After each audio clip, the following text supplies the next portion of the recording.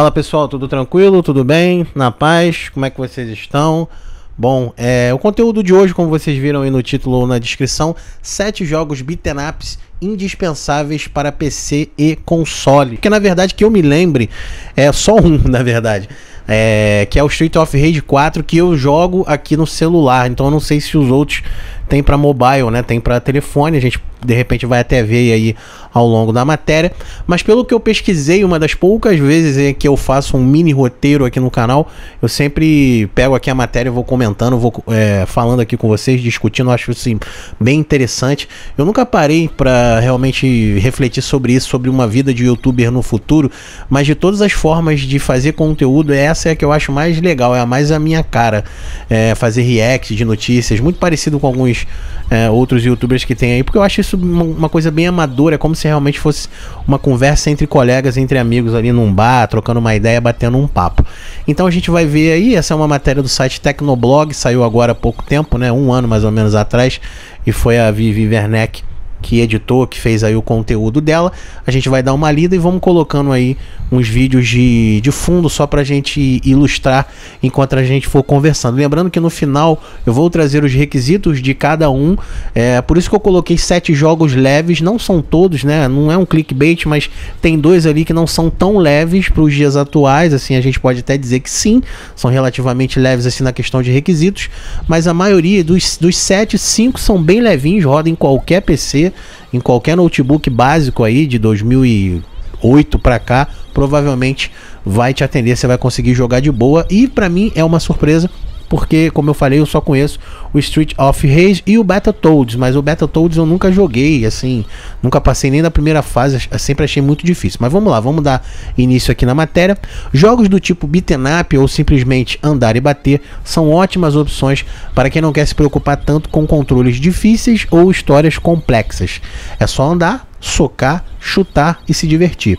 Há vários exemplos do gênero disponíveis, mas vamos listar aqui alguns dos jogos beat'em ups que você precisa dar uma chance, que é o meu caso, muitos aqui eu nunca nem ouvi falar. O primeiro da lista, obviamente, como não poderia deixar de ser, para muitos, inclusive para mim, é de longe o melhor jogo de beat'em up que já foi lançado. Eu considero também o Cadillac Dinossauro beat'em up, mas tem gente que diz que é arcade, é uma outra situação, é plataforma, enfim, cada um estigmatiza de um jeito. Então, tirando os arcades clássicos, nas máquinas de fliperama mesmo, né, como tinha Capitão Comando, tinha o próprio Cadillac Dinossauro, tinha tantos outros beat'em up, então tirando essa parte de arcade dos consoles, vamos dizer assim, dos consoles caseiros e dos portáteis, para mim realmente o Streets of Rage foi a melhor franquia já lançada, mas não tem nenhum que chegue nem perto, no conjunto todo da obra. Eu sei que tem excelentes jogos de beat'em up para Super Nintendo também, tem vários e vários, mas o Streets of Rage, cara, conseguiu mesclar um bom jogo, uma boa história e uma excelente, se não for para mim, a melhor trilha sonora dos videogames do planeta, assim.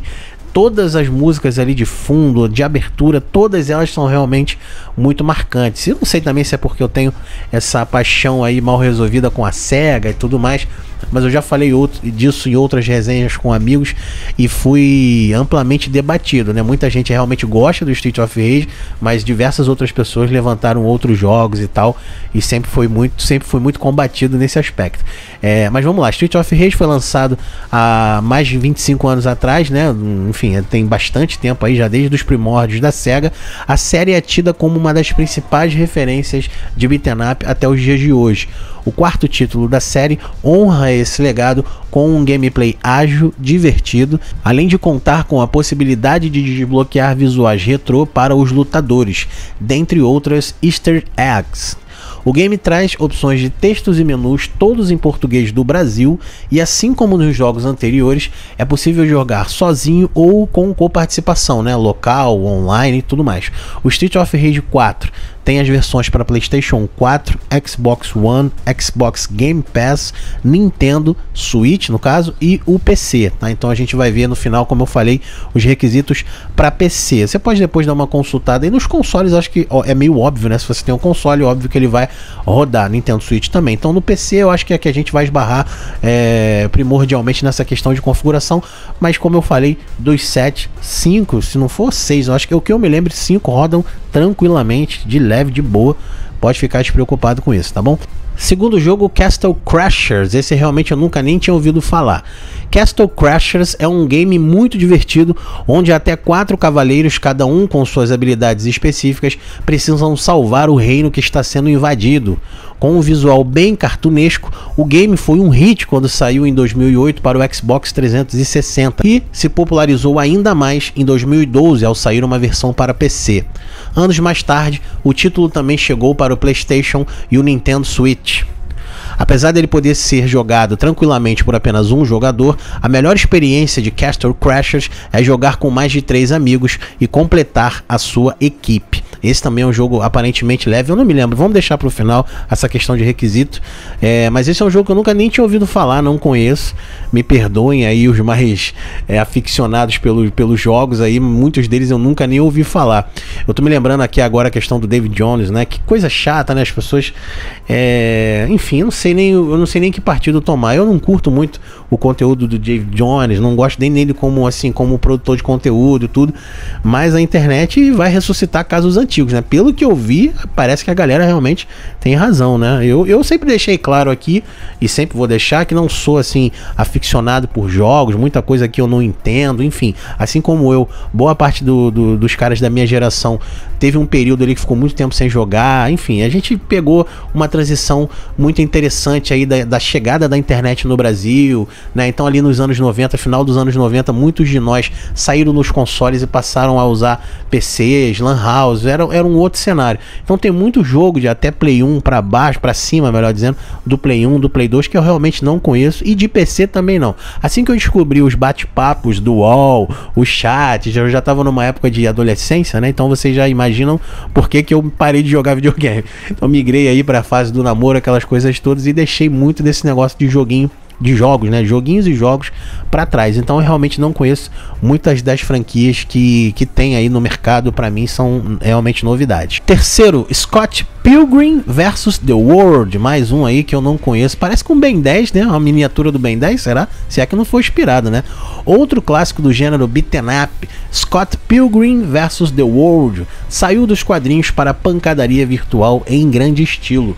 O game é um pouco mais difícil, podemos assim dizer, em relação à maioria dos jogos de estilo, mas nada que te impeça de se divertir por horas. No jogo você pode controlar tanto Scott quanto Ramona Flowers, Kingpine ou Stephen Stills. O seu objetivo? Passar por 7 níveis e encarar os 7 ex-namorados do mal de Ramona. Quer dizer que a Ramona tinha 7 ex-namorados, né? Caramba! Scott Pilgrim vs The World é multiplataforma. Legal esse joguinho, achei bonito, cara. Achei bem desenhado, bem construído. Lembra muito Ben 10, né? Ali, pelo menos ele, assim, visualmente, o cabelo ali. Se bem que o cabelo do Ben 10 acho que é preto, né? Já nem me lembro. A blusa verde e tal, não sei, me lembrou ali. Depois vou baixar esse jogo, vou tentar instalar aqui no meu PC pra ver se eu tenho paciência de jogar, embora eu não curta muito console, PC, essas coisas. Eu gosto de portátil. Se por um acaso tiver, depois eu vou dar uma consultada. Bacaninha, cara. Achei esse jogo realmente muito interessante, muito bonitinho, muito bem desenhado, né? O quarto, o clássico dos clássicos, Battletoads. Eu nem sei se é assim que se pronuncia, eu acho que é, né? Battletoads, eu não lembro se é assim, porque eu só lembro dele aí, dessa espécie de sapo aí. Já vi muita gameplay desse jogo, nostalgia e tudo mais, mas realmente eu sempre fui péssimo nesse jogo, não jogo nada, achava dificílimo. Tem alguns jogos que eu tenho trauma só de ouvir, cara. Esse é um deles, Battletoads. Contra, nossa, cara, Contra era um jogo dificílimo, eu não conseguia nem passar da primeira fase ali, e olha que eu joguei bem pouco, jogava no Super Nintendo no meu primo, mas agora Battletoads eu acho que, se não me engano, tinha pra Mega Drive também, eu acho que tem na verdade, mas realmente pra mim é um jogo que eu vejo esse sapo aí, já me remete logo a um jogo extremamente difícil, não sei porquê, a gente quando é criança tem essas coisas, né, eu tenho aquela memória afetiva, aquela memória que fica lá no nosso subconsciente, eu vejo esse jogo, não é que eu não gosto dele, eu até acho muito bem construído, um jogo bem bacana, as gameplays que eu vi, achei relativamente até simples o jogo, mas pra mim eu não consigo sair, não consigo jogar esse jogo. Disponível como parte do Xbox Game Pass, Battletoads revive a clássica série beat'em up com 3 sapos mutantes como heróis. O game clássico, lançado para o Nintendinho, era conhecido por sua dificuldade e tinha a infame fase da moto, que foi o pesadelo de muitos jogadores da época. Esse reboot está mais cartoonizado, tem mais piadas e o gameplay está um pouco mais fácil de jogar em relação ao título original, mas ainda assim traz um desafio interessantíssimo. Então eu não sei, né, eles falaram aqui que foi lançado para o Nintendinho, para o NES, eu não sei se teve depois versão para Mega Drive, eu realmente não me lembro, mas como aquilo que eu falei no início, né, esse jogo ficou na minha mente, eu nem lembro dessa fase da moto, porque nem lá eu cheguei, eu morria logo. Eu tinha esse negócio, nunca gostei muito de jogos assim, porque você só tinha 3 vidas, né, jogos de beat'em up, Contra, esses jogos assim mais difíceis, você só tinha 3 vidas e muito raramente você conseguia pegar lá os continues e tal. Então o cara tinha que ser realmente muito craque para jogar direto e tentando. Como no meu caso eu não tinha grana para fita, a gente tinha que alugar na minha época, quem não tinha muita grana alugava nas locadoras aí sexta-feira para devolver segunda, então eu não tinha muito tempo, às vezes saía com a minha mãe fazer alguma coisa, ia no mercado, mas não conseguia me dedicar ali exaustivamente nos jogos, então acabava que eu entregava a fita na segunda-feira sem ter conseguido às vezes chegar nem na segunda fase. Então eu tenho esse trauma, e Battletoads é um desses jogos que eu não me lembro. Depois eu vou pesquisar, eu não quero errar aqui, mas eu vou pesquisar se tinha para Mega Drive. Eu tenho quase certeza que sim, eu não me lembro. Vamos lá pro quinto jogo, Double Dragon. Esse aí também é um clássico, né? Nem lembrava que ele estava aqui na lista. Vocês sabem que eu não monto um roteiro aqui, eu vou pegando, vou colocando, embora eu tenha dessa vez feito um mini roteiro. Eu busquei aqui um por um os requisitos que a gente vai ver já, mas eu não me lembrei, fui copiando e colando para pesquisar. Double Dragon também é um jogo bem clássico, né? Joguei bastante, não sou longe de mim aí ser craque e tudo mais, mas é um jogo que traz bastante nostalgia de briga de rua, né? Aquela questão, se não me engano, teve até filme, não foi Double Dragon? Eu tô confundindo, acho que sim. Eu ando péssimo de memória, gente. Eu vou fazer 39, se Deus quiser, mês que vem, né? Bruno 84. Já tô caminhando aí para 40 e a mente já tá dando umas bugadas. Realmente eu não me lembro, mas eu acho que teve uma versão de filme para ele, sim. Double Dragon é uma franquia clássica de beat'em up que foi sucesso, principalmente na geração 16 bits. Em Double Dragon, Neon, Billy e Jimmy estão de volta com um visual renovado e o jogador precisa novamente encarar vários adversários para resgatar Marion.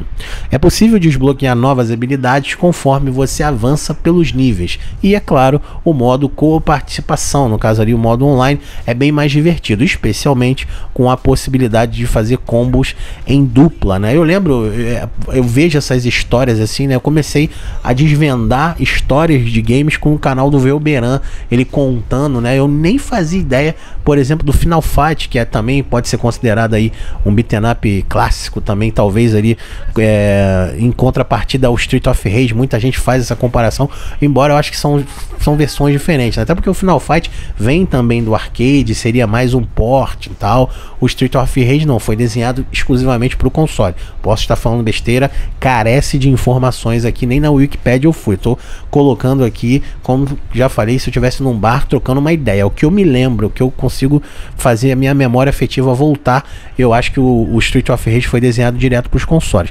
Mas, voltando àquele assunto inicial, o Velberan faz um trabalho magnífico, né? Ele busca informação, ele vai e tal, e ele conta a história. Depois, se vocês tiverem curiosidade de pesquisar a história do Final Fight, tem todo um enredo por trás e tal.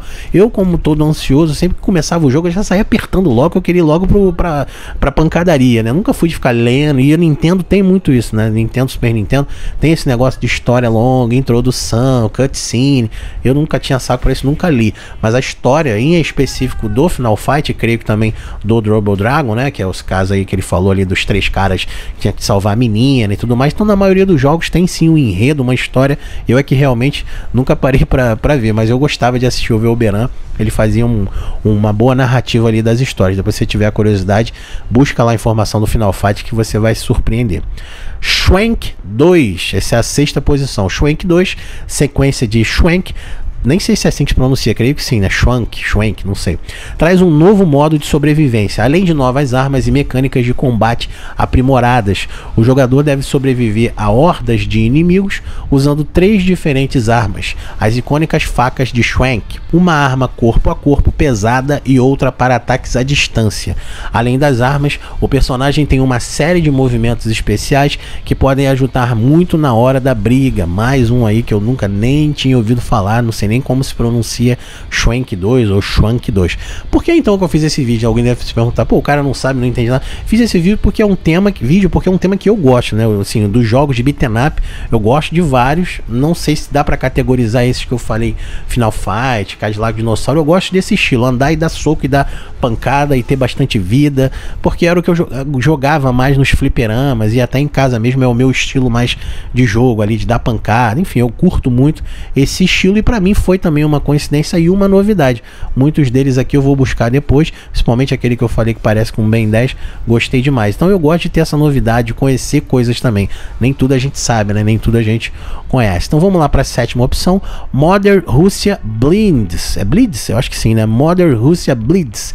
Modern Russia Blitz é um game mais sanguinolento dessa lista e, segundo os próprios desenvolvedores, traz uma gameplay muito parecida com Street of Rage, mas com a ultra violência de Hotline Miami. Com legendas e dublagem em português do Brasil, o game permite co-op, que no caso ali eu sempre falo, né, que tem gente que não sabe, eu era um que não fazia ideia do que era isso. Co-op é coparticipativo, vamos dizer assim, jogos online, né, local, no caso aqui local ou via stream, né? Eu não sei bem explicar. Eu acho que é isso, é jogo online. Pra mim isso aí, co-op é jogo online, jogo em dupla ali, você jogando com outro amigo, enfim. E faz com que seu personagem consuma drogas para desbloquear golpes mais poderosos. Legal, né, cara? Tá aí mais uma novidade. Muito bom, cara, conhecer as coisas, desvendar. Eu fico realmente surpreso. Produzindo coisas aqui pro canal, correndo atrás de algumas coisas, eu fico realmente surpreso com o quanto de coisa que eu nem fazia ideia que existia, cara. Inclusive jogos de Game Boy Advance, já falei com vocês em outras ocasiões, eu tô jogando Motoqueiro Fantasma de Game Boy Advance, que jogo maravilhoso, cara. Mais um jogo também nesse estilo, pra vocês verem o quanto que eu gosto, né? Não dá pra ser considerado basicamente ali um beat'em up, mas tem todo o estilo, né? Ele vai andando lá pelas fases, pelos cenários, batendo lá nos bichos, nos zumbis, sei lá que troço é aquilo, nos esqueletos. Muito legal, um jogo muito divertido, muito bacana. Se você não conhece e gosta desse estilo de jogo, instala aí no seu emulador, ou se você tiver um Game Boy Advance, que você vai gostar muito, tá? Motoqueiro Fantasma para GBA. Vamos lá agora para a questão dos requisitos. Vamos dar uma olhada aqui nos requisitos de cada um desses jogos que a gente viu. Todos eles que eu pesquisei, né? Como a gente viu, cada um tem a sua plataforma específica. No caso do Street of Rage, por exemplo, tá no Xbox, tá no Nintendo Switch, tá em várias outras plataformas, PlayStation 4. Então depois dei uma pesquisada aí na questão das plataformas em que cada jogo desse aí está, caso você tenha se interessado, gostado de algum, tá bom? Na Steam tem todos esses que eu falei para vocês. A gente vai ver aqui primeiro a questão dos valores e depois dos requisitos, tá bom? O Street of Rage 4, nesse momento, hoje é dia 25 de março de 2023, ele está custando aí mais ou menos R$ 92,00, R$ 92,45, tá bom? E tem outros aqui, tem questão de pacotes, aí tem questão de descontos, DLCs, creio eu, enfim, tem vários outros tipos de preços aqui, mas o preço básico dele para PC tá saindo aí mais ou menos em torno de R$ 92,45, tá bom? Os requisitos a gente vai até aqui embaixo. Vou ler os requisitos básicos aqui, tá bom? Um processador com sistema de 64 bits, o Windows 7 no mínimo, Core 2 Duo, 8400 da AMD ali, Phenom, né?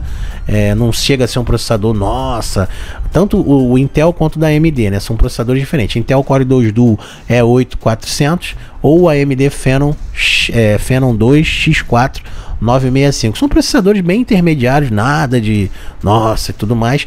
A memória já requer um pouquinho mais de memória, 4 GB ali também, nada que seja fora da curva. A placa de vídeo eu não entendo muito, creio que seja simples também, né? Uma GeForce GTS 250, uma AMD Radeon HD 6670. E espaço livre ali de armazenamento em torno de 8 GB de espaço ali no HD, tá? A placa de vídeo eu realmente estou bem por fora, só sei das mais atuais porque a galera anda comentando bastante e tudo mais, mas como eu não jogo em PC, eu não entendo muito, mas pelos requisitos mínimos aqui anteriores, eu creio que a placa de vídeo também não deve ser nada ultra mega moderna, porque já está se não me engano, na RTX, né, isso, 900 e alguma coisa. Então provavelmente essa plaquinha de vídeo aí deve ser uma placa de vídeo básica aí para os PCs gamers de 8, 7, 8 anos atrás, tá bom? A segunda opção aqui que a gente vai ver é o Castle Crashers, também é um jogo bem bacaninha. Todos esses que a gente viu, eu realmente fiquei muito feliz, cara.